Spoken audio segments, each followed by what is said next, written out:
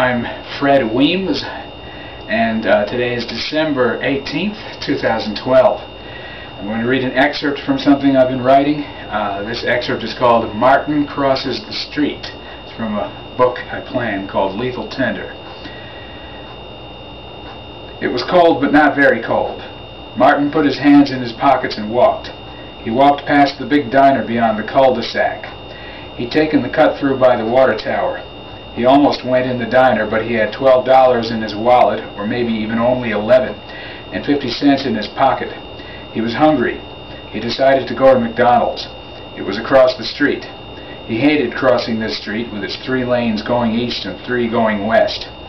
You always had to stand on the sliver-thin strip of grass in the middle for 5 minutes or so after getting halfway across. He'd have to stand, shivering in the just-too-cold air as the people zipping by glimpsed him. Martin stood at the corner, the diner behind him to his right, and 6 lanes of traffic ahead. A chrome button on a metal post was there, but he didn't push it. He let the traffic stop according to the natural order. He hated being seen pushing the button. "Die!" someone shouted. The light changed. Once inside McDonald's, while trying to interpret the menu above the counter and not noticing anything which looked as if it were just a hamburger, it occurred to Martin that this was Nan, of Nan and Dan fame's favorite restaurant. He actually twitched when he realized he knew this. He had never met her, and had only heard her voice once or twice as it came out of the phone his wife was using. But he knew that Nan got her Egg McMuffins from this McDonald's, because Jane had said so. The one across from Moussaka Diner, Jane had said. Martin had thought less of Nan for going to McDonald's instead of a good breakfast place like Moussaka, and even less of her for telling her friends how fast and friendly the McDonald's across from Moussaka was. It was as if Nan were a consumer advocate, steering people toward the faceless corporations whenever, "Sir?" He looked up. The girl at the counter was taking somebody's order. "Sir?" He looked to his right. "Over here." Martin turned his head. A woman in a long puffy coat was looking at him. She stood in front of the little Ronald McDonald bench. She would have fallen into Ronald McDonald's lap if she stepped back. Without moving closer to Martin and barely moving her lips, she said, "Can you get me a Happy Meal?" He knew she meant it. In the last 6 months, a woman at the train station had asked him to get her a box of Roy Rogers chicken, and a woman in town had asked him to get her a roast beef sandwich. The woman at the train station had added, "I'll get you one next time." The woman in town had also said, "I'll get you one next time." Before he could answer the woman in front of the Ronald McDonald bench, she said it, "I'll get you one next time." "Mr. Benson," somebody was saying.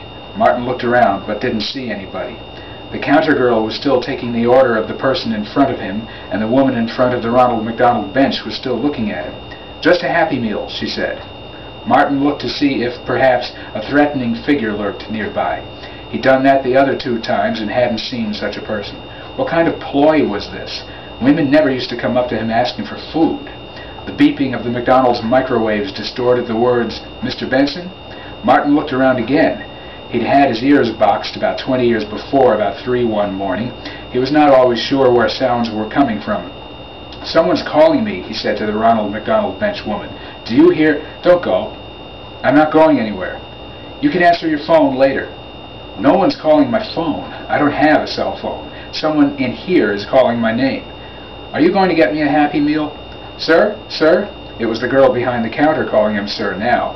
He ordered the Happy Meal, and when he heard the Ronald McDonald bench woman saying Chicken McNuggets Happy Meal, he thought of asking her if that was in addition to the Happy Meal or a refinement of the Happy Meal order, but he didn't ask. He did say, to the counter girl, "And a Chicken McNuggets Happy Meal." When it turned out the cost was $1.77 more than he had, he canceled his fries. The girl handed him a coffee and told him to wait. He listened to the microwaves beeping and sensed the Ronald McDonald bench woman waiting. "Mr. Benson?" He turned around and only saw people waiting in line, the Ronald McDonald bench woman and the bench itself. He turned toward the counter and took the bag. He went up to the Ronald McDonald bench woman. "Here." "Not here," she said. "Outside." She led the way and even held the door for him. "Around the corner," she said. It was clear she didn't want to be spotted by anyone in authority at Mickey D's. "Mr. Benson!" Running toward him was Leah, Nan and Dan's daughter. Jane had pointed her out to him once at the mall. "Can I have that bag?" said the Ronald McDonald benchwoman. He handed it to her, and she darted around the corner. Hello, said Martin. She's a crook, said Leah. What? She always asks my mother for an Egg McMuffin. Mister, the woman was calling. Didn't you hear me in there? Leah said. Mister, said the woman. Thank you, Leah. You're Leah, right? I tried to warn you. Thanks. Why don't you go back in? This is 2 Happy Meals, said the woman. Bye, Mr. Benson. I know, said Martin. I just wanted 1. Keep them. But I told you I'd get you 1 next time. Don't worry about it. I can't get you 2. Come around the corner. I'm not coming around the corner. Keep the Happy Meal and the Chicken McNuggets Happy Meal. He took a sip of his coffee. I only wanted Chicken McNuggets Happy Meal, said the woman. Come around the corner. Martin pivoted. Rounding the corner, he said, all I wanted was fries and a coffee, and all I got was this lousy coffee. He threw the cup down. Coffee splashed on the Ronald McDonald Bench woman's long, puffy coat. Now I don't have this lousy coffee. You have Chicken McNuggets Happy Meal, and you can stomp on plain old Happy Meal if you want. The car honked. The woman looked over. The car honked 2 more times. All right, shouted the woman. Give me the Happy Meals, said Martin. The woman reached into the bag. Both meals, Martin said. The woman handed him a Happy Meal. Not just non-Chicken McNuggets Happy Meal, everything. I told you I didn't want 2 sandwiches. The car honked. Martin grabbed the bag, ripped it from the woman's hands, and ran toward the street.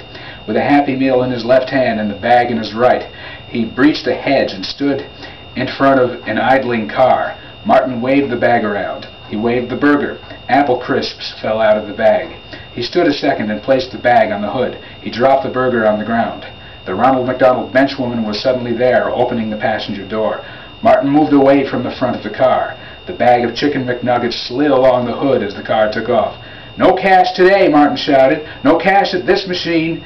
He walked into the street and waved his fist at the car's taillights. Grifters! He turned then and heard a horrifying screech. A car swerved and stopped. Skid marks formed a half circle, and the car was facing the divider. You want to get killed? A woman screamed at him. Martin was standing on the side of the road again. There's no traffic, said Martin. I could have killed you. Martin waved her on. There's no traffic. Go, before you get hit. I am traffic, said the woman. She drove away, and Martin watched as she ran a red light. She could kill someone, he thought. He thought about how dangerous she was. He stood looking at the apple crisps at his feet and realized his heart was pounding. An uninterrupted honking sound caused Martin to look up. Across the divider, the car with the Ronald McDonald Bench woman was zipping by. The honking stopped as the car turned left, then left again. It was heading his way. The driver was not letting up on the horn this time. Thank you.